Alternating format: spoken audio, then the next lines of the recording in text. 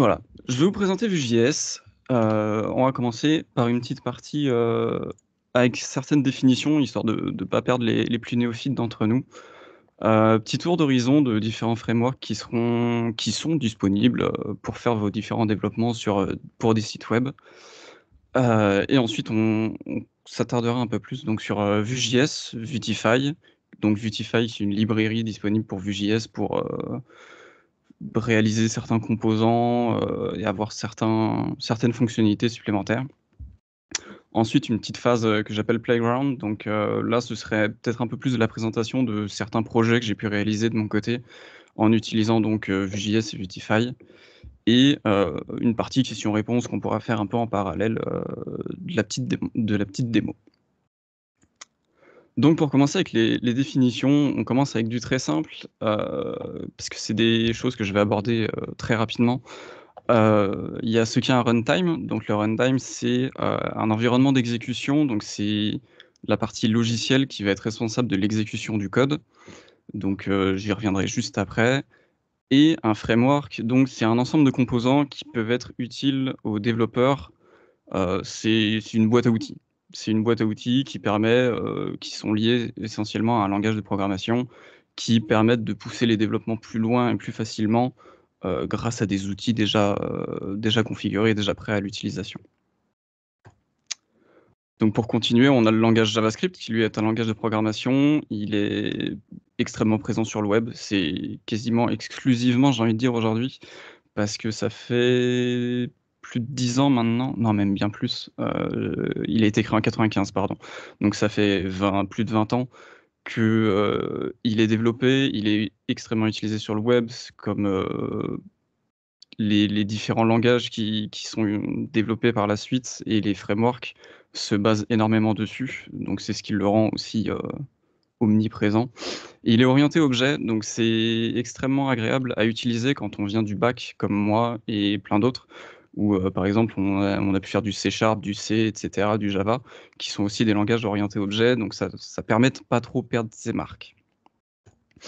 On a donc après ça le Node.js, qui est donc utilisé pareil par énormément de sites. On peut retrouver du PayPal, du Discord, du Netflix, parce qu'en fait c'est un runtime JavaScript qui permet l'exécution derrière de tout ce qu'on va voir par la suite, que ce soit donc Vue.js, Angular, React, qui sont vraiment les trois majeurs, les trois frameworks majeurs pour le développement de sites web récents, on va dire. Anciennement, ça se faisait enfin, pour reprendre tout l'historique, avant, on avait essentiellement l'HTML classique avec la partie PHP, CSS, et c'est la partie PHP qui gère l'exécution du code, qui gère vraiment toute la logique, qui au fur et à mesure a été remplacée par le JavaScript, et donc pour homogénéiser un peu le fonctionnement et fournir des outils supplémentaires, c'est là que Node.js est arrivé et s'est imposé très largement sur le milieu. Donc je viens de vous parler de React, Angular et Vue.js par exemple. Donc on va faire un petit tour d'horizon de ces différents frameworks disponibles. On commence par Angular qui date de 2016, donc qui a lui quasiment 10 ans. Il est encore développé par Google, il est maintenu et développé par Google ainsi qu'en open source. Donc tout le code est disponible sur GitHub et n'importe qui peut participer au développement en récupérant le code, en faisant des modifications, et bon, bien sûr en suivant les recommandations de Google et des différents développeurs. Mais voilà, c'est comme tous les autres, ils sont open source, c'est vraiment quelque chose aujourd'hui qui est mis en avant, donc c'est vachement agréable.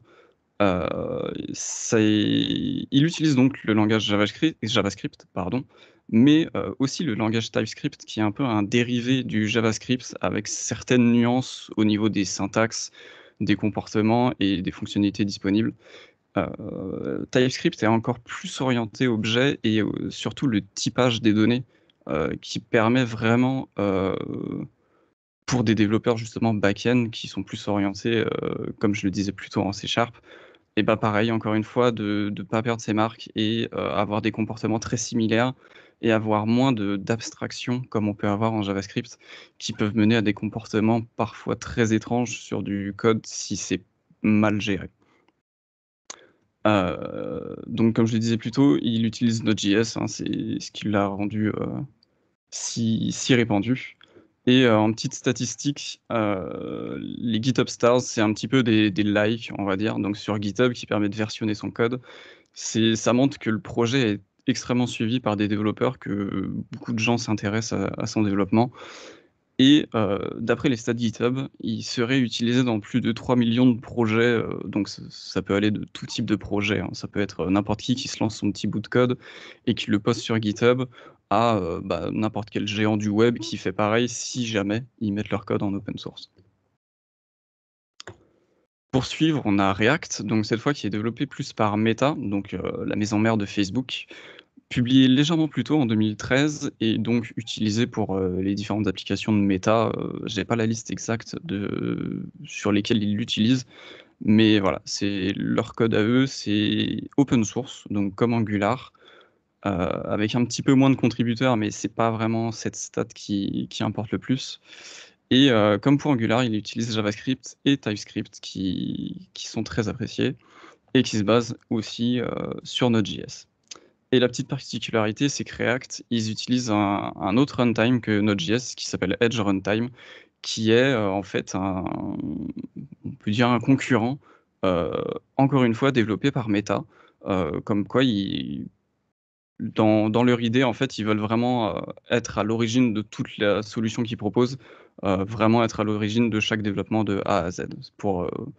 Ça leur permet d'avoir plus de flexibilité sur les développements et les fonctionnalités qu'ils peuvent apporter à leur développement. Comme on peut le voir, ils ont beaucoup plus de GitHub Stars. Le projet est extrêmement suivi. C'est énormément de projets qui sont lancés en ce moment, depuis quelques années, se basent sur React pour faire des sites web. Et on voit qu'il y a encore plus de références de projets sur GitHub en montant à 19 millions.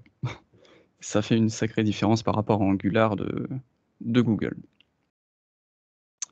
Et pour continuer, donc Vue.js, qui a 10 ans lui aussi, donc publié en 2014 comme vous pouvez le voir, qui a été développé par un certain Evan You, qui était en fait un développeur chez Google. Et je ne sais plus exactement s'il a travaillé sur le projet Angular, mais dans l'idée, il travaillait donc pour Google. Et en fait, il a commencé à avoir ses propres idées sur comment améliorer le langage. Et alors, je ne sais pas du tout si ça s'est bien passé entre lui et Google ou pas, mais au final, il est parti de son côté et il a lancé donc Vue.js pour pallier certains problèmes potentiellement de Angular. Donc voilà, il a tracé sa route de son côté et il a un peu moins de contributeurs. La communauté est un peu plus restreinte, mais tout de même très réactive parce qu'il me semble qu'ils font en moyenne un patch toutes les semaines environ, avec différentes mises à jour mineures par semestre aussi, et des mises à jour majeures peut-être plutôt tous les ans à tous les 2 ans. C'est une fréquence dont ils se sont mis très récemment. Et donc, comme les autres que je vous ai présentés, il utilise les mêmes langages de programmation. Il a aussi énormément de GitHub Stars, donc énormément suivi, un peu comme React au final, qui il s'est vachement répandu. Et par contre, beaucoup moins d'utilisation dans des projets en étant à peu près équivalent à Angular avec 3 millions. Donc maintenant, je vais vous détailler un petit peu plus de Vue.js, pourquoi je l'aime tant et pourquoi je me suis mis à l'utiliser sur différents projets perso. Donc on va voir d'abord les essentiels. Il y a 4 points clés. Non, pardon, normalement il y en a 5. Hop. Je me permets une petite pause.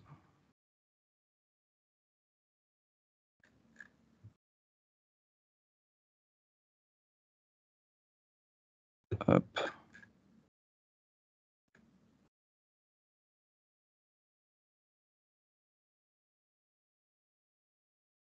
Pardon, c'est une slide en trop. Hop, on n'a rien vu. On a donc les essentiels. On en a 5 comme prévu. Avec le cycle de vie, c'est un des éléments clés de Vue.js. C'est le cycle de vie et les événements. Le, le fonctionnement de Vue.js, c'est découper chaque élément, ou du moins beaucoup d'éléments, en petits composants.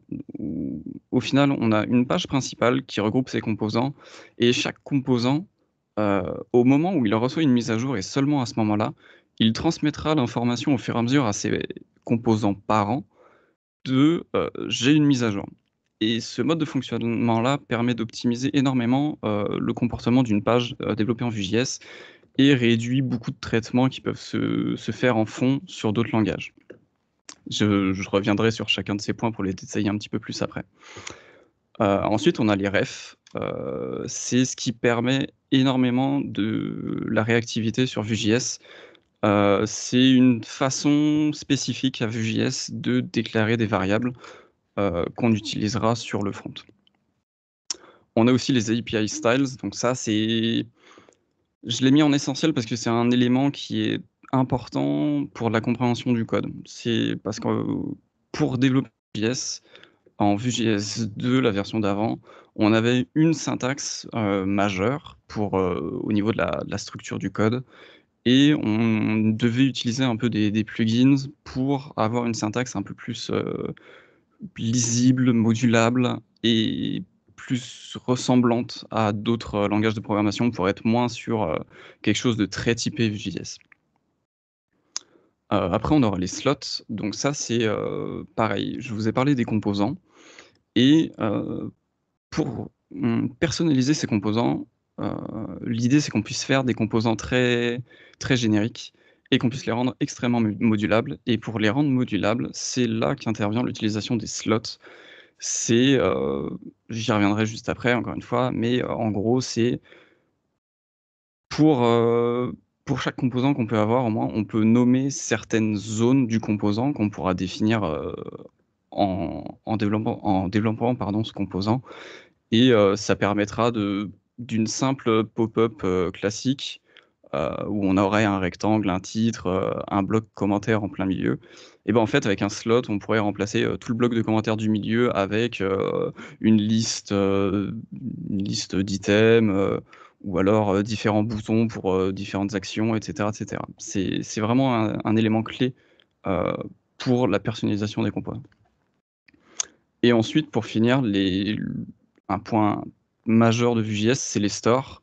Donc les stores, c'est, pour stocker et partager des données, au sein d'une application à travers tous les composants qui sont dedans et qui permet aussi de garder ces informations dans le cache. Donc qui permettrait de, quand on navigue entre les pages, c'est garder ces valeurs, sans que ça disparaisse et pouvoir les réutiliser un peu à l'infini et de synchroniser toutes ces valeurs entre tous les composants. Donc on va commencer par les cycles de vie. Il y a différents événements pour chaque composant qu'on déclare. Il y a, 9 si je me souviens bien, 3, 6, 7, 8 pardon. 8 événements principaux pour, la création ou la suppression, d'un composant. Donc je vous les ai listés, les principaux ici, il en manque quelques-uns parce que je les trouvais un peu moins pertinents. Mais en gros, c'est, des petits helpers, on va dire, qui s'exécutent automatiquement, donc je vous ai mis à chaque fois un petit peu à droite les descriptions, soit juste avant que le rendu d'un composant soit prêt. Donc par exemple, si on clique sur un bouton et que ce bouton doit faire s'afficher une pop-up, on passera par ces différents éléments et ça permettra d'exécuter certaines logiques, pour, vérifier, que des conditions soient bien remplies et cetera, pour potentiellement alimenter d'une façon ou d'une autre le contenu de notre pop-up. Hem, J'aurais un point d'attention à mettre sur un des événements, c'est le onUpdated.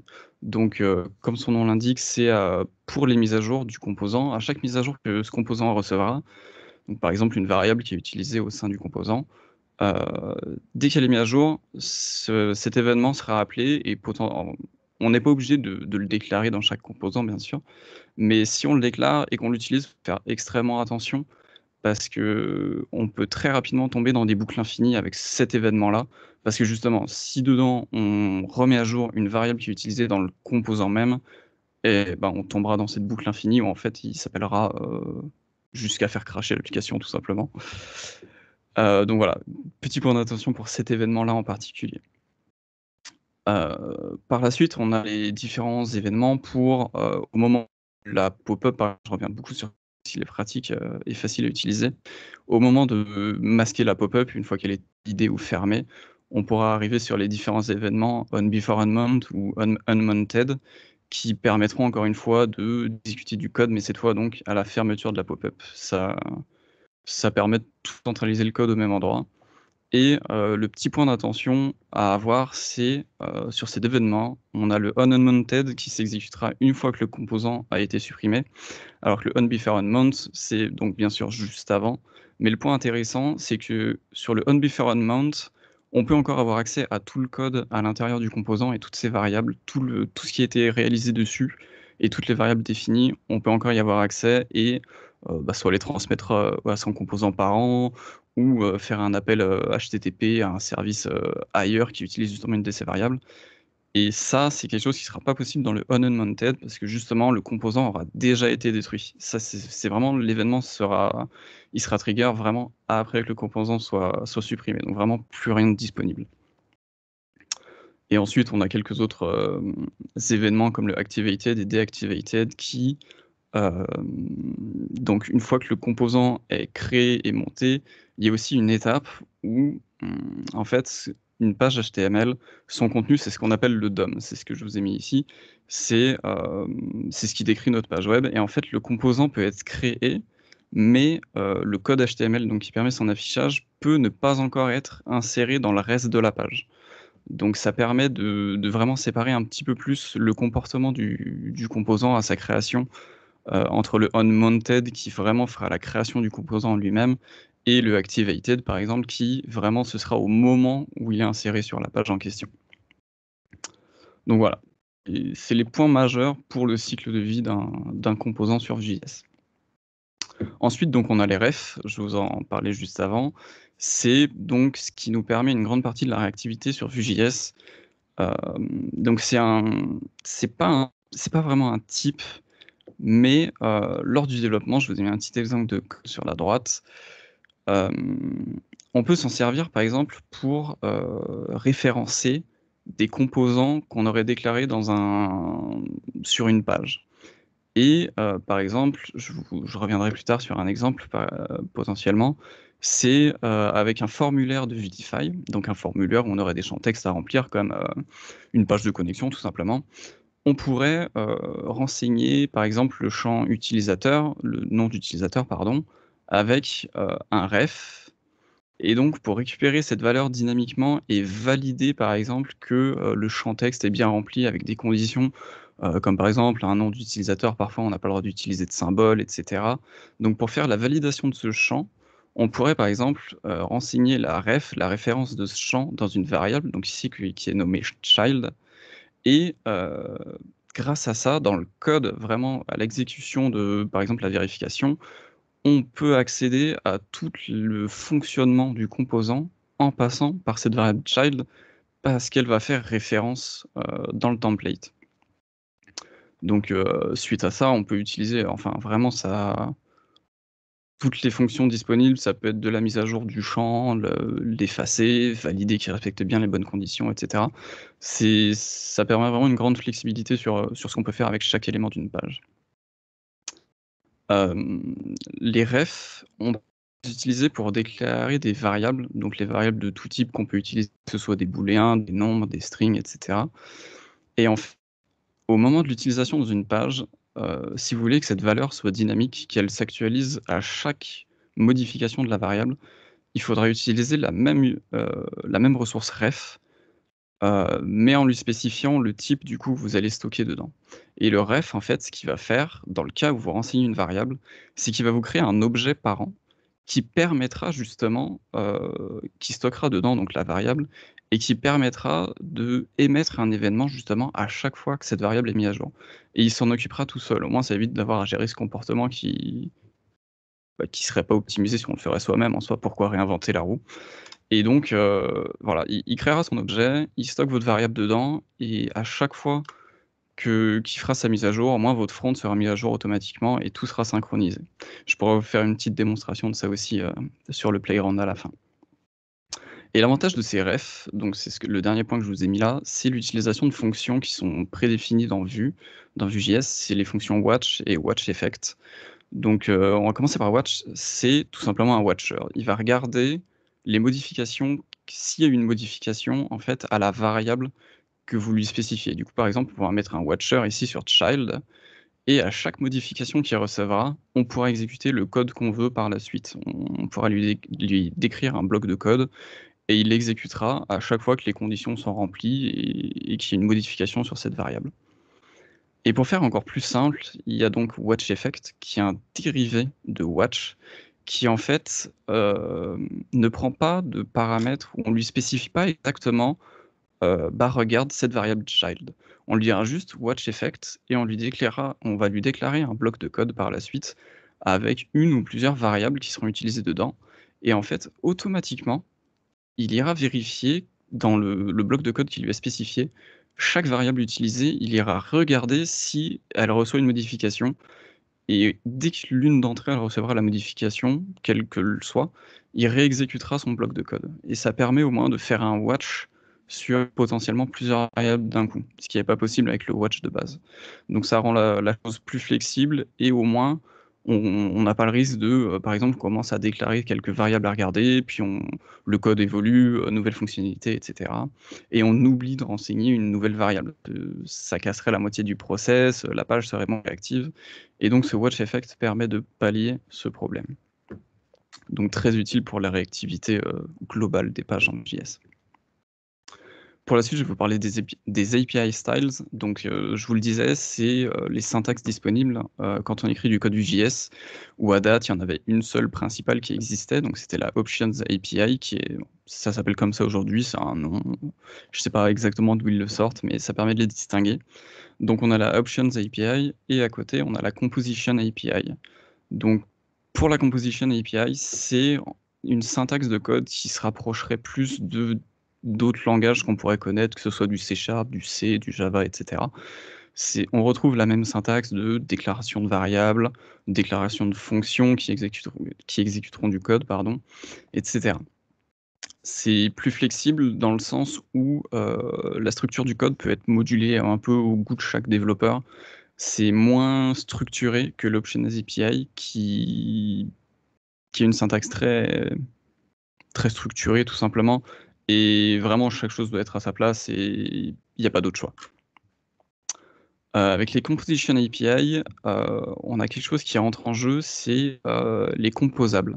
Donc les composables, c'est quoi? C'est pour ceux qui ont utilisé Vue.js 2, potentiellement qui connaissent Mixins, donc qui est quelque chose qu'on retrouve côté Options API, qui est en fait, qui est du code global, un script déclaré et en fait, sa particularité, c'est qu'il va rester, il est stateful comme on dit. Il aura son état qui va rester, qui va perdurer pendant tout le fonctionnement de l'application.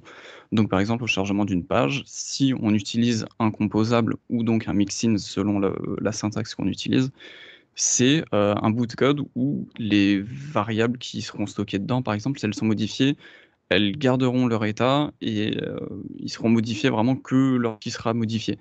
C'est Si on a d'autres composants qui font appel à ce même composable ou mixins, ils pourront partager les mêmes variables, les mêmes valeurs. Et donc, à l'origine, c'était de l'Options API où la syntaxe est moins... Elle est plus... En fait, c'est de la déclaration d'un objet pour les développeurs ici présents. C'est comme la déclaration d'un objet où en fait, on déclare, comme si on déclare une variable, où en fait, dedans, on a différents champs. Et dans ces champs, par exemple, on a une partie data qui seront la partie avec les variables qui seront disponibles. On a la partie methods qui déclarerait les différentes fonctions qu'on utilise. Je vais vous montrer un petit exemple de code, ce sera peut-être plus parlant. Ou à droite, donc là, on a le Options API où on déclare tout notre objet avec les différents champs. Donc la partie data, ce serait la partie vraiment réactive, ça rend les variables automatiquement réactives. Pour le coup, la syntaxe sur cette partie-là est plus agréable. Il n'y a pas vraiment de meilleure syntaxe entre les deux. Vraiment, la communauté est très partagée, utilise les deux. Et ouais, tout le monde le dit, il n'y a pas vraiment de meilleure syntaxe. C'est vraiment au goût de chaque développeur et au niveau de la complexité du développement réalisé. Pour des tout petits développements, des tout petits composants qui seraient pas très voués à évoluer dans le temps et qui seraient vraiment assez minimes avec des comportements très restreints.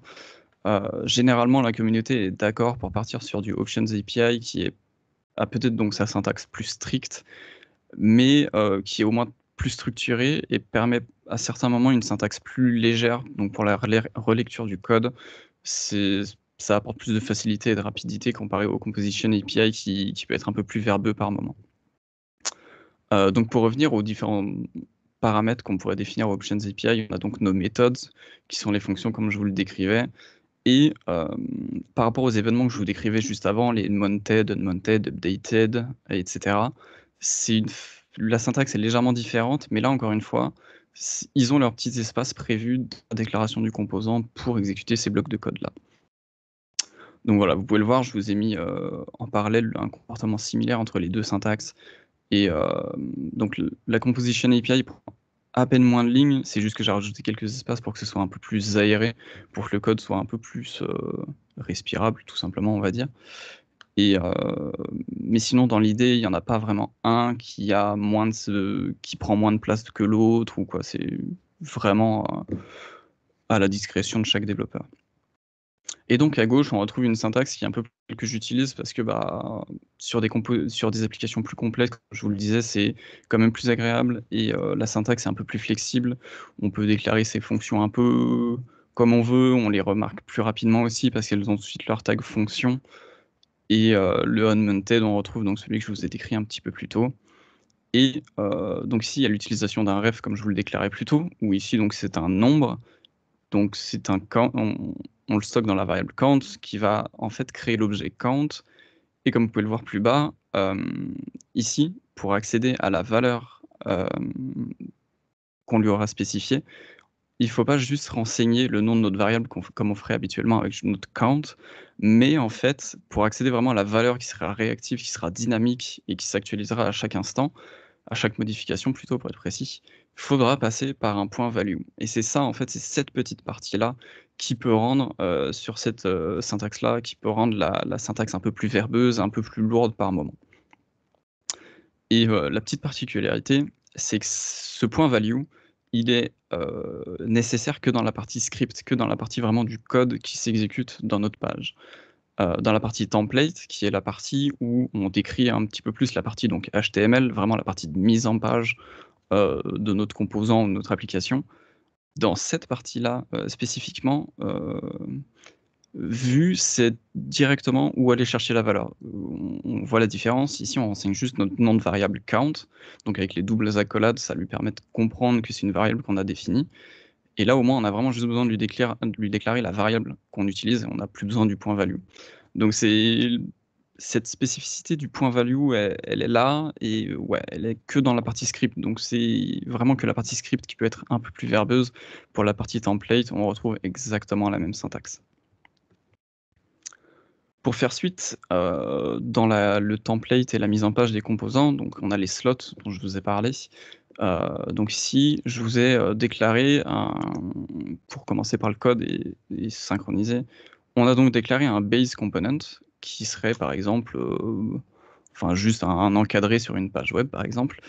Et dans ce base component, on aura donc une partie header qui serait l'entête, une partie default qui serait le corps principal de notre encadré et le footer pour le bas de page, pour par exemple ajouter des boutons de confirmation, etc., etc.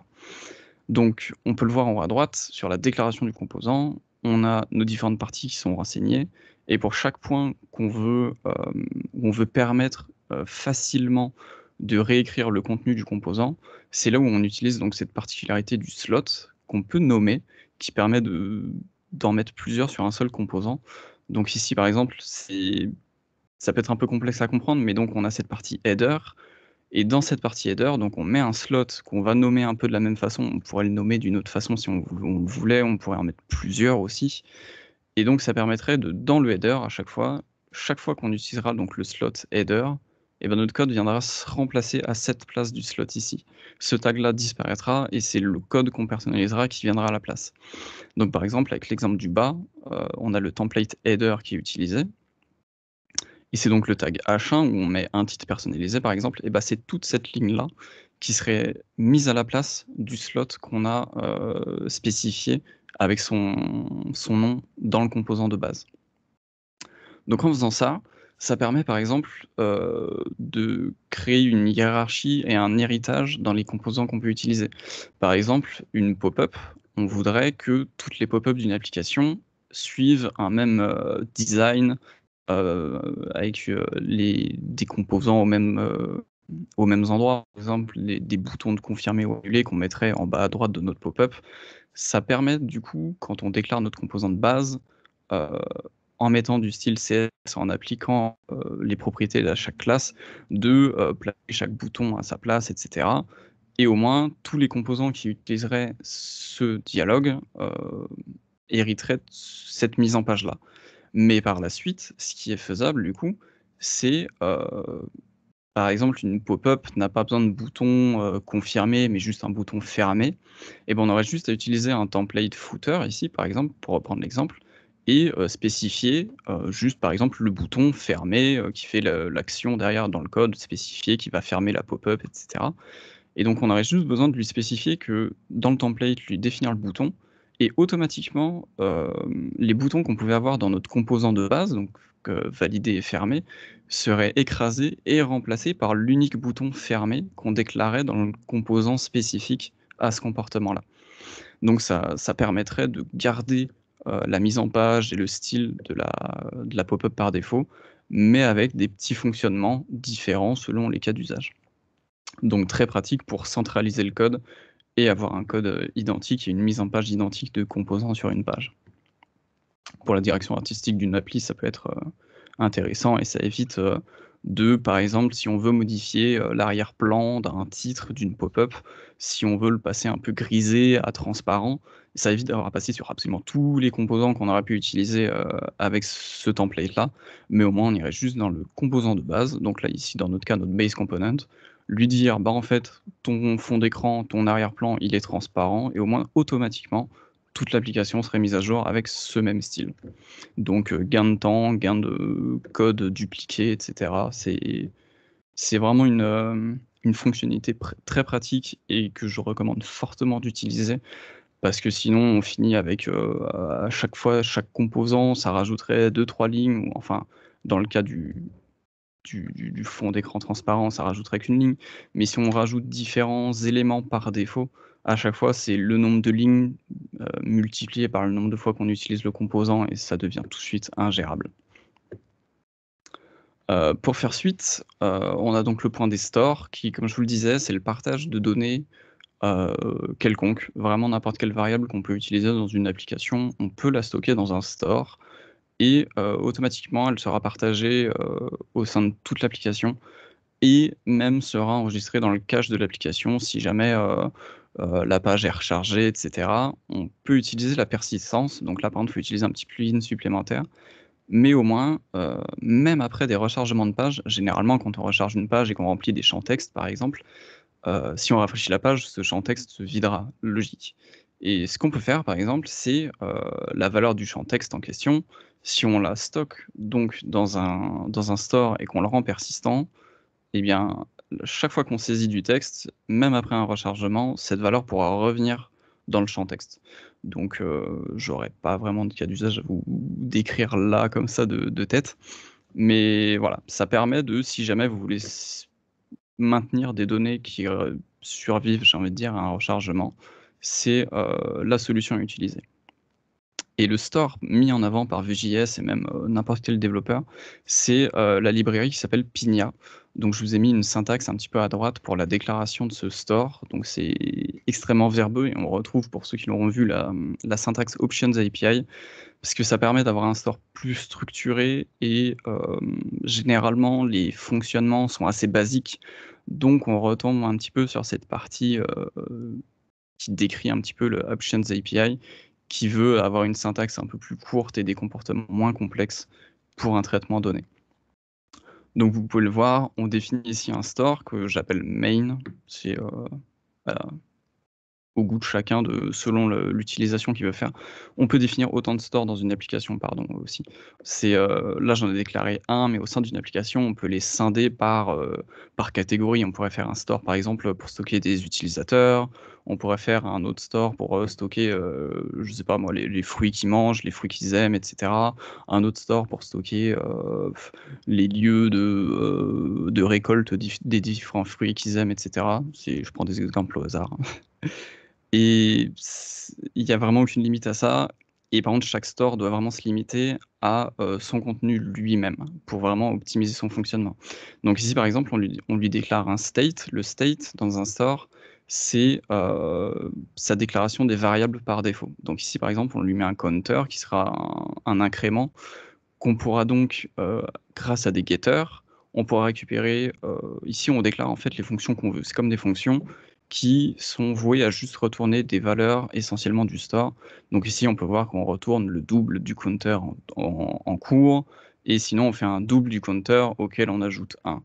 Donc il y a deux syntaxes différentes, comme vous pouvez le voir. Il y en a une où on lui passe le state en paramètre, qu'on réutilise ensuite pour récupérer le counter, et l'autre, on ne lui passe rien, et on utilise juste le mot-clé this pour accéder à la variable double counter. D'ailleurs, il y a une erreur, j'ai oublié de déclarer cette variable. Donc ces deux syntaxes font exactement la même chose. C'est vraiment à la préférence de chaque développeur. Au niveau de la compréhension, ça revient exactement au même. Ces deux cas-là, de renseigner le state ici et l'utiliser plus tard, ou utiliser le this, revient exactement au même. C'est vraiment juste une question de syntaxe, aucun changement de fonctionnement. Et par la suite, dans ce store, on peut déclarer des actions. Donc ces actions, ce seraient plus les fonctions qu'on peut exécuter donc sur le contenu du store. Ici, par exemple, on a mis notre reset qui réinitialiserait notre counter à 0. Donc, par exemple, sur une page, là, on pourrait renseigner notre counter dans un champ texte. On pourrait renseigner un bouton qui ferait appel à un incrément de ce counter, plus un autre bouton qui appellerait directement dans le store cette fonction reset. Ça permet d'avoir cette déclaration de fonction qu'à un seul endroit, donc dans le store, et derrière qui est utilisable par n'importe quel composant auquel on va le binder par la suite. Donc encore une fois, ça permet d'éviter de dupliquer du code à tire-larigot. Donc voilà, très utile pour encore une fois la synchronisation et la réactivité. Quand je parle de réactivité, c'est vraiment la mise à jour d'une variable, qu'elle soit impactée directement dans le front et directement visualisable. Et pour référence, Pinia, c'est donc la librairie pour faire les stores. Et pour ceux qui potentiellement utilisent Vue.js 2, qui l'ont utilisé, avant Vue.js 3, c'est la méthode d'utiliser les stores, ça s'appelait Vuex. Et c'est une librairie qui n'est plus du tout maintenue, ça fait un petit moment qu'elle est plus maintenue, et Pinia avait déjà pris la relève un petit peu sur Vue 2. Donc potentiellement, au moment de faire la migration de Vue 2 à Vue 3, ce que je recommande, c'est de d'abord migrer les différentes librairies, parce que vraiment toutes les librairies utilisables sur la dernière version de Vue.js est disponible sur Vue 2. Donc ça vous simplifiera énormément votre migration si vous faites d'abord les composants un à un et les librairies, parce que sinon c'est vraiment un chantier colossal et impossible. Donc voilà, le Pinia, la librairie disponible sur Vue 2 et prend la relève de Vuex. Pour la suite, je vais vous parler donc du Vuetify, qui est, elle, une librairie de Vue.js. Ça met en place quelques éléments supplémentaires. Donc là, ici, je vous ai mis quelques points clés. Ça regroupe essentiellement des composants déjà faits, déjà utilisables, que ça va du champ texte, la liste, le tableau, un calendrier, un sélectionneur de dates, etc. Donc je vous l'ai mis, il y a plus de 64 composants qui sont encore une fois personnalisables. Chaque composant peut être repersonnalisé, que ce soit au niveau de son style ou de son comportement. Tout peut être un peu réécrit, j'ai envie de dire, et customisé selon le fonctionnement que vous désirez. Et des animations, donc là c'est vraiment pour avoir une question d'affichage, qui sont déjà prédéfinies dans la librairie. Vous avez des classes helper, donc pour vous permettre la mise en page plus rapidement de vos différents composants. Pour les différents développeurs qui ont déjà pu faire du front, ça peut être très galère, hein, surtout quand on débute, de placer tel élément exactement à tel endroit sur une page. Parfois, ça peut être une vraie galère. Et donc cette librairie arrive avec déjà des classes prédéterminées pour nous faciliter ce travail et ils ont une documentation extrêmement à jour avec plein d'exemples pour justement mettre en pratique certains éléments et ils ont même ce qu'on appelle des sandbox qui permettent d'exécuter les petits bouts de code liés à leur librairie pour justement faire des petits tests à la volée comme ça où au moins il n'y a pas besoin de tout configurer un projet pour tester 2 ou 3 fonctionnalités. Tout est disponible sur leur site et c'est vachement agréable. Autre point clé, c'est, ils sont extrêmement liés à la, nomenclature, j'ai envie de dire, material design qui est, la référence, donc c'est Google qui en est à l'origine, c'est, comment Google voit, le design des applications. C'est comme ça qu'ils mettent un petit peu en page, j'ai envie de dire, Android ou même leur site web à eux. C'est des directives sur, comment placer des composants, comment leur appliquer un style, hem tout ça pour avoir un style un peu homogène entre différentes applications et être moins choqué. Par exemple, si on est, sur notre mobile, et qu'on passe d'une appli à l'autre, des styles peuvent être extrêmement différents, alors que parfois on peut chercher peut-être un peu plus d'homogénéité, même si forcément chaque application va avoir ses petites distinctions qui le rendent, un petit peu unique. Côté Vuetify, on est comme sur Vue.js, on a des mises à jour, toutes les semaines pour des petits patchs, des mises à jour mineures, souvent trimestrielles et des mises à jour majeures, donc vraiment, là par exemple Vue.js 3 ça fait, un peu moins d'1 an je crois qu'il est vraiment disponible en version stable, mais je sais pas s'ils feront une grosse mise à jour majeure dans l'année, mais ils apportent quand même des grosses modifications tous les 6 mois à tous les ans. Heu, Autre point positif, pour des projets vraiment professionnels, en société, il y a des templates Figma. Donc Figma, c'est un outil, disponible en ligne qui est essentiellement gratuit pour réaliser des maquettes. Donc, pour vos PO ou diverses personnes qui veulent réaliser des maquettes pour des futurs développements, bah, c'est extrêmement pratique parce qu'au moins ils peuvent vraiment utiliser tous les composants que vous aurez à disposition, lors du développement. Ça permet de vraiment avoir une maquette qui sera très proche du réel. Et le dernier point clé, pour Vuetify, c'est qu'il utilise Vite. Donc Vite, c'est un compilateur particulier pour Vue.js qui, optimise, vraiment la build de la solution, voilà, vraiment la création du site, pour qu'il soit déployé.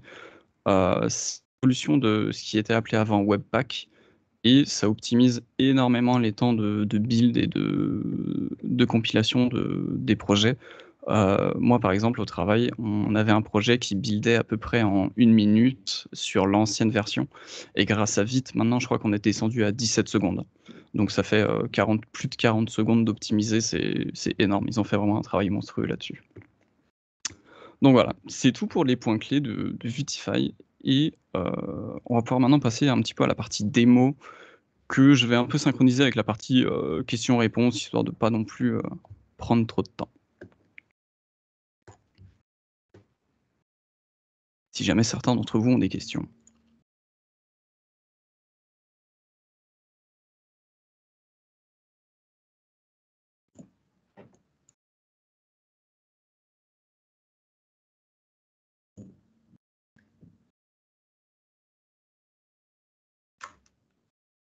On dirait qu'il n'y a aucune question. Bonjour. Et hello, Bonjour. C'est Anas. Merci pour la présentation déjà. C'est très enrichissant. avec plaisir. Du coup, j'ai compris que Vue.js, c'est une librairie tout comme React. Et du Mmh, coup, ma question, c'est plutôt côté server-side. yes. Je sais que React utilise Next.js, mais est-ce que Vue.js, par exemple, s'appuie aussi sur la même librairie pour faire du serveur, enfin, du rendu Ouais, du côté serveur? rendu côté serveur, ouais. Vue.js a une, possibilité de le faire, mais, déjà incluse dans la librairie en elle-même. Heu et après ça, par contre, j'avoue que je ne sais pas s'il utilise s'il utilise Next.js ou pas. Il me semble pas. Par défaut, il l'utilise pas, il me semble, mais tu peux lui spécifier de l'utiliser. Je vérifie ce que je dis rapidement. Ah ouais, non, en Vue.js utilise le sien et ça a l'air d'être tout. Ok, d'accord. Il a pas besoin de Next.js. Vraiment, il gère tout de lui-même. C'est au moment de la déclaration de ton projet, je sais pas si je l'aurai ici, heu, plugins. Ici, il me semble... Non, je sais plus où c'est. Et ouais, dans la déclaration de ton projet, tu peux lui spécifier directement, donc ici, ils appellent ça le SSR, je sais pas si c'est pareil pour React. Et en gros, il y a juste à lui définir que le rendu côté serveur est activé et automatiquement, il gère toute la suite. Ok, ça marche. Merci.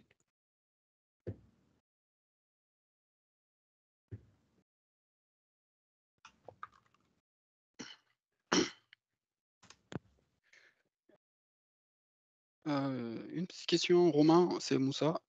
Yes. Rapidement, pour commencer, je te remercie, hein,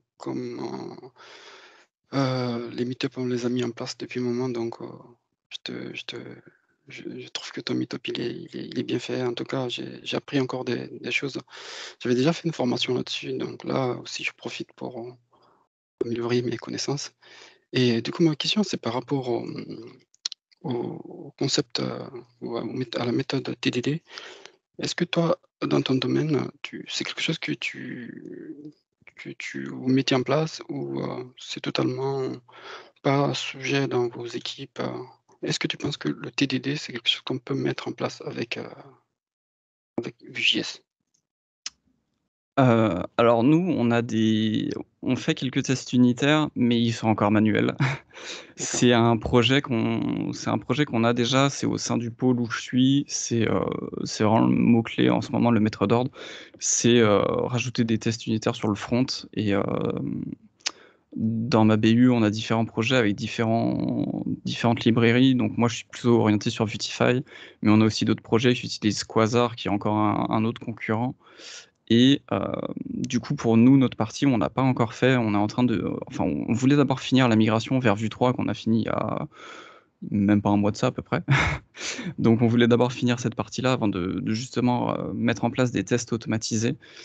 Et pour la partie TDD, donc c'est pas du tout mis en place de mon côté. Et je t'avoue que là, je saurais pas trop répondre. je te pose la question parce Mais que personnellement, ouais, vas-y, continue. Mais pour réaliser tes tests, faut que tu aies un composant de déclaré. Du coup, tu peux pas réaliser tes tests avant ton développement de ton composant. D'accord, OK, parce que Donc je dirais que c'est pas trop compatible avec le front, là. beh, justement, je vois beaucoup de développeurs front, sur le net qui en parlent. Du coup, je me suis Mmh. toujours posé la question, comment ça peut être possible, au fait, de faire ça? Est-ce que vraiment enfin, j'ai pas encore rencontré quelqu'un qui pourrait m'expliquer comment ça fonctionne, mais ça peut être très compliqué, au fait, de faire du TDD, sur Mmh. le front, notamment Vue.js. OK, Ouais, je me suis pas renseigné non plus et j'avoue que ça me paraît un peu étrange parce que ton composant, tu dois généralement, par exemple, lui définir un petit ID, hop, en fait, mon c composant et c'est cet ID-là, mmh tu vas spécifier dans ton test, lui dire: «Bah, en fait, ce composant qui a tel ID, tu vas effectuer telle action dessus». Donc tant que tu l'as pas développé, tu peux pas le tester et donc tu Après perds cette notion de TDD. Après, c'est ça le but aussi du TDD, c'est-à-dire que tu pars du concept que ton composant n'existe pas. C'est-à-dire que quand tu Ouais. définis, quand tu dans ta tête, tu sais que tu vas définir une classe et dans ton test, tu écris du code, mais tu sais que ça compile pas, au fait. Ça, c'est la première étape. Ensuite, tu Mmh. fais en sorte que ton code, il compile. Donc ton code, il compile, tu l'exécutes, mais il va fail parce que, tu as pas mis ce qu'il faut, en fait, derrière. Ensuite, une fois qu'il a compilé, il a fail, tu fais en sorte qu'il soit passe en vert, c'est-à-dire il respecte, la contrainte, métier, quoi. Donc c'est comme ça, petit à Mmh. petit, tu vas rajouter, au fait, ton attribut, ton ID et de proche en proche jusqu'à ce que tu finisses, de créer ton programme. Mais, je t'avoue que côté, OK. front, j'ai du mal à voir comment ça peut être, fait. Parce qu'avec les Mmh. IDE comme Eclipse, pardon, IntelliJ, tu peux faire, rapidement la création d'une classe, depuis, ton code qui ne compile pas, pour aller te créer automatiquement ta classe ou ton attribut. Mais avec, Vue.js, TypeScript, tout ça, je sais pas comment. OK, Ah, bon, j'ai jamais vu ça en plus, c'est vrai que j'ai pas vraiment vu de sujet qui en parlait non plus. OK, très bien. En tout cas, merci, pour ta présentation, c'est très bien. Avec plaisir. Merci du retour.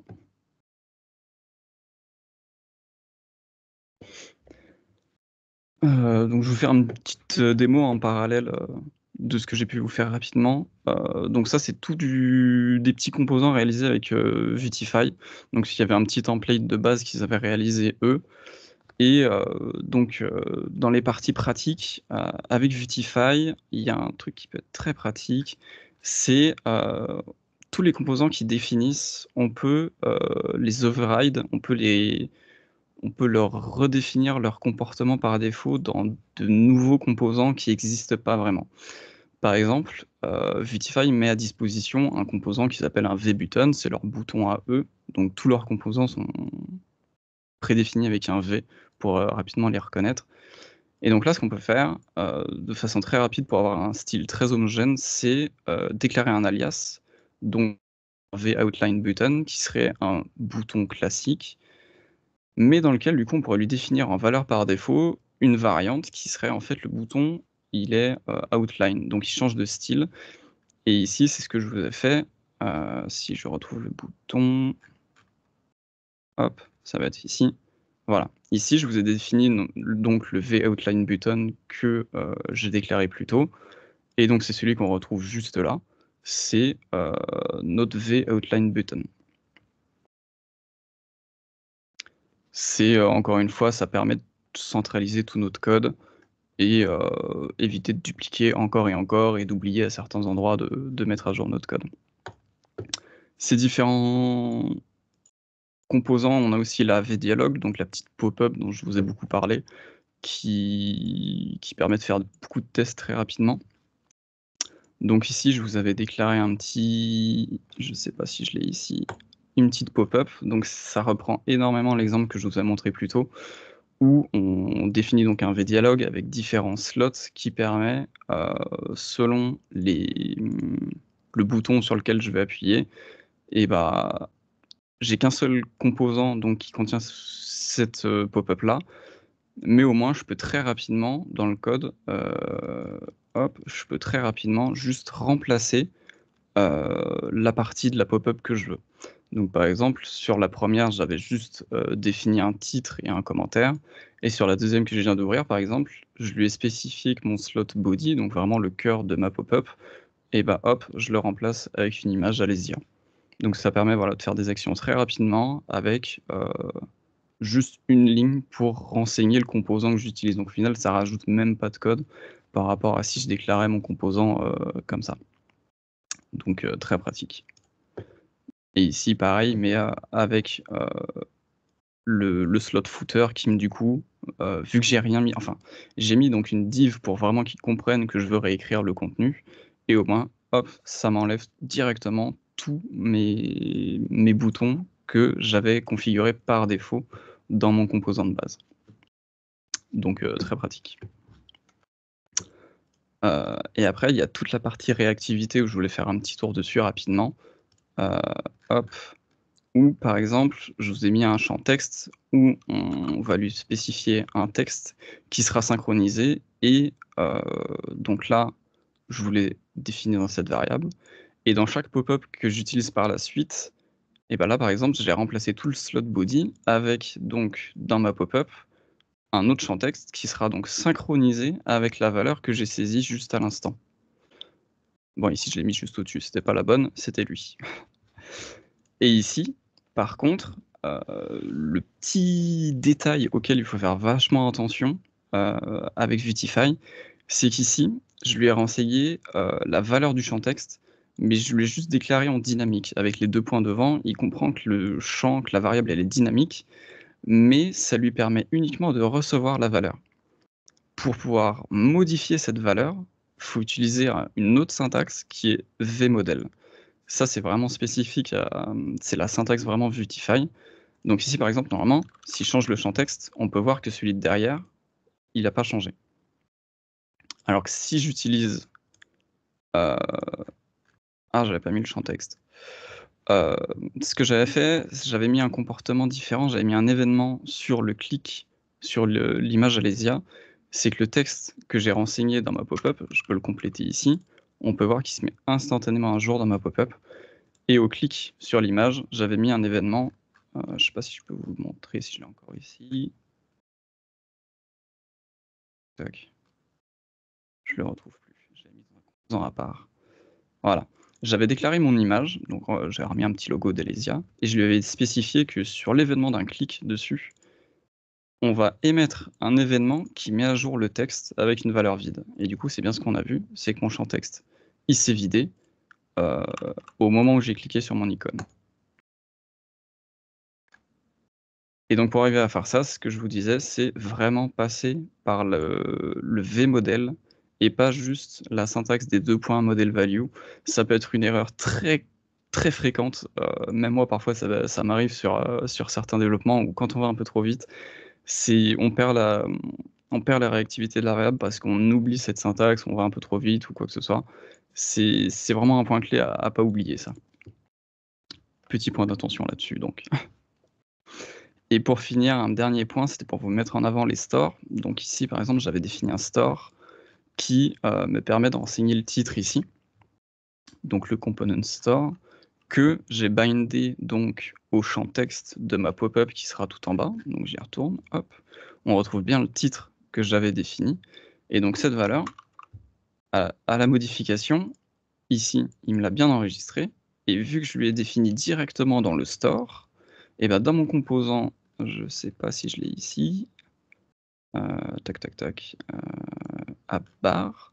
Voilà, ici mon app bar qui est mon composant, c'est un composant préfet Vitify encore une fois. Je lui ai dit ici pareil, je lui ai renseigné donc le store dans lequel j'ai stocké ma valeur et je lui dis tu me récupères donc le titre qui est celui que j'ai synchronisé, hop, juste ici. On retrouve bien la même variable. Et du coup, automatiquement, il synchronise les deux et il n'y a rien d'autre à faire. Et on voit qu'on n'est pas du tout dans le même composant. L'un n'est pas du tout enfant de l'autre. C'est vraiment pas une communication de parent à enfant. Là, c'est vraiment le passage par le store qui me permet de synchroniser tout ça entre toute l'application. Voilà. C'est les différents points clés que je voulais vous mettre en avant sur Vue.js. Ce que je peux vous montrer aussi rapidement, c'est toute la partie la documentation Vuetify. Ouais, Moussa, je t'écoute. Rapidement, le title point value, c'est quoi en fait? C'est parce que tu l'as déclaré ref que tu fais point value ou il y a un attribut value? Non, ici c'est une petite particularité en effet. Donc sur mon composant, j'ai juste mon vModel où je vais écrire directement dans la variable, mais c'est au niveau de la récupération du store où en fait au lieu de faire juste le use store de quand je l'ai défini, en fait devant on rajoute un store to ref. Et ce store to ref, il va automatiquement prendre toutes les variables qu'il y a dans le state et il va en faire des refs justement pour s'assurer que la réactivité de la variable elle est respectée. Que vraiment à chaque mise à jour, ce sera mis à jour. Parce que si je l'enlève, hop, hop, et qu'ici du coup je peux enlever le point value, parce que c'est plus un ref. Si je dis pas de bêtises, hop, encore un test. Il me semble que là, ah si, il me la synchronise toujours. Ce qui doit être pas trop complexe et du coup, il arrive encore à faire la réactivité. Mais il y a des moments où la réactivité peut ne plus être respectée vraiment dans le store.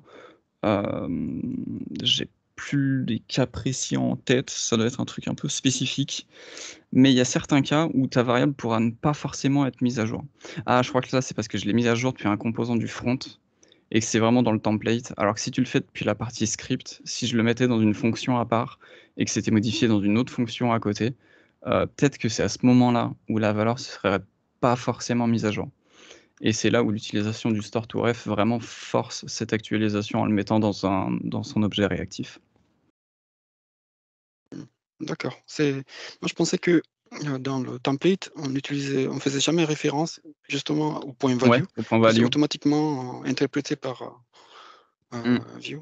Ça Non, m'étonne de non, ouais, là, voir que c'est vraiment par c'est un cas l'utilisation de la particulier. librairie Pinia. Ouais, c'est Ouais, vraiment juste d'accord. parce qu'en plus, là, il a ce petit fonctionnement particulier qui fait son process en plus. Ok. Merci. Ouais, Anas? Oui, déjà pour répondre à ma question tout à l'heure par rapport au server-side, donc j'ai trouvé que Vue.js il utilise aussi Nuxt, NUXT. C'est Qui est une variante. exactement comme Next.js, donc c'est quasiment la même chose. Ok. Et du coup, je voulais rebondir sur ma question, c'est que je trouve qu'il y a assez de similarités avec React, que ce soit au niveau cycle de vie, ref, slot, store aussi. Vu que React utilise Redux à peu près, c'est comme Vue.js ou Pinia. Et du coup, ça renvoie vers le débat éternel qui est le mieux entre React et Vue.js, vu que pardon, vu que tous les deux supportent Vite en ce moment pour une exécution rapide de Hmm. Webpack avant. Et du coup, selon toi, qui est le mieux, on va dire? Je t'avoue que React, pour le coup, je ne l'ai pas encore utilisé. J'ai utilisé du Angular pendant mes études, et donc là maintenant je fais du Vue vraiment professionnel et même pour des projets perso. Mais React, c'est vrai que je l'ai encore jamais utilisé, donc je saurais même pas vraiment te dire. Mais pour le comparer à Angular, bah je saurais pas répondre non plus. Ça dépend des goûts et des couleurs, j'ai envie de dire. C'est vraiment chaque développeur peut peut-être trouver une affinité avec tel ou tel langage. Mais en effet, dans tous les cas, c'est ce qu'on voyait. Ils se basent tous au final sur du JavaScript. Ils sont tous sur Node.js. Ils reprennent tous des fonctionnements identiques à un moment ou à un autre. Arriver à trouver un langage qui soit meilleur, je saurais pas vraiment dire. Ouais. Je pense si on le compare à Angular, c'est vrai que vu qu'Angular se base sur du MVC, donc c'est un peu loin entre React et Vue qui sont juste le V de Hmm, MVC. yes. Mais ouais, franchement, en suivant ta présentation, je trouve qu'il y a assez de similarités. Ça donne envie de tester un peu Vue.js, vu que ça fait pas mal d'années que j'utilise React. Hmm. Ouais, tu perds pas tes marques, comme moi. Ouais. Et je voulais rebondir aussi, ce sera ma dernière question, hein. Par rapport au nom des slots que tu as montré tout à l'heure, tu as Yes. cité qu'il y avait header, footer et default, il me semble. Du coup, Ouais. ma question est, est-ce qu'on est obligé d'utiliser ces mots ou on est libre de faire ce qu'on veut? Ah non, non, non, là, je peux remplacer, je peux lui mettre un test custom. C'est vraiment libre à chacun. Ah oui, ok. On en met autant qu'on veut. Là, ici, je peux en mettre deux d'affilée. Hop, test 2. Aucune limite. Ok. C'est vraiment à la préférence de chacun pour justement être bien précis sur si justement on fait des slots qui sont vachement localisés sur la bordure haute droite, en plein milieu en bas à droite, milieu à gauche, etc. Ça permet de les nommer en fonction et au moins quand tu les utilises de pas confondre justement ces différents slots. Et par contre, la petite particularité qui, je sais pas si c'est pareil pour le coup en React, où si tu lui mets pas de nom, si tu lui mets juste un slot, il prend automatiquement le nom default. C'est Ok. la seule petite particularité. Oui, juste pour Anas, hein, je te confirme, Vue.js, ça vaut le coup, hein. Franchement, ayant fait Angular quelques mois sous des projets perso, je crois que Vue.js, c'est largement beaucoup plus facile que Angular. J'ai pas testé encore React, mais je te conseille vivement de jeter un œil. Ah, Romain l'a bien vendu en tout cas, hein. Donc t'inquiète. Là, ici, j'ai un petit exemple d'un des projets perso que j'ai pu faire, où j'ai pu faire une intégration de Leaflet, donc, qui permet d'avoir les maps, et donc avec des différents boutons, des petits tableaux pour de la mise en page. Voilà, ça permet de voir un petit peu mieux des composants qu'on peut utiliser, avec des petites tooltips, un peu la réactivité des différents composants, etc. Si jamais ça vous intéresse. Ok. Et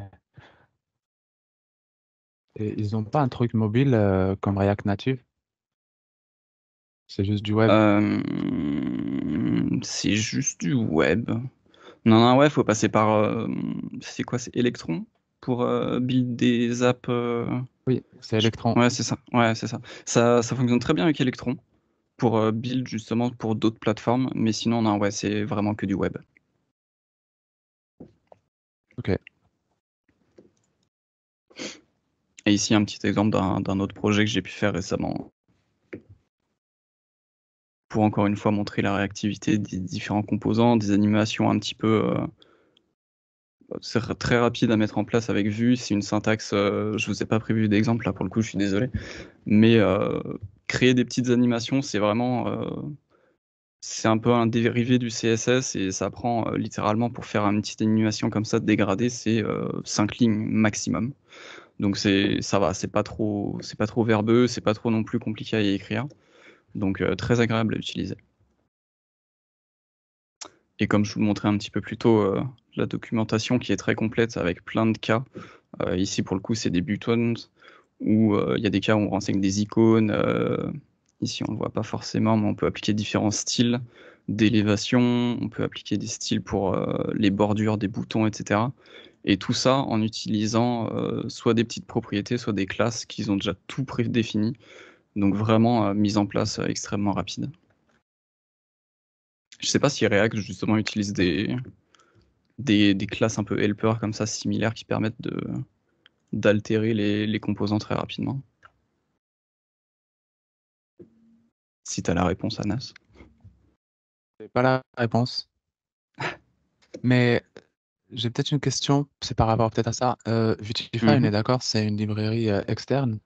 Yes. C'est juste pour le CSS, on est d'accord?